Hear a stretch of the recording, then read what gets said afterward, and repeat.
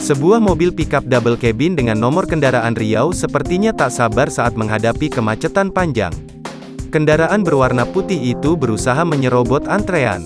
Kejadian ini dibagikan dalam unggahan video oleh akun Instagram @pekuciti. Video viral itu tak diketahui lokasi persis di mana dan kapan peristiwa terjadi. Dalam narasinya disebutkan kemacetan tersebut saat mudik Lebaran kemarin. Nampaknya memang plat BM pemegang juara mudik 2022 ini, tulisnya dalam kolom keterangan.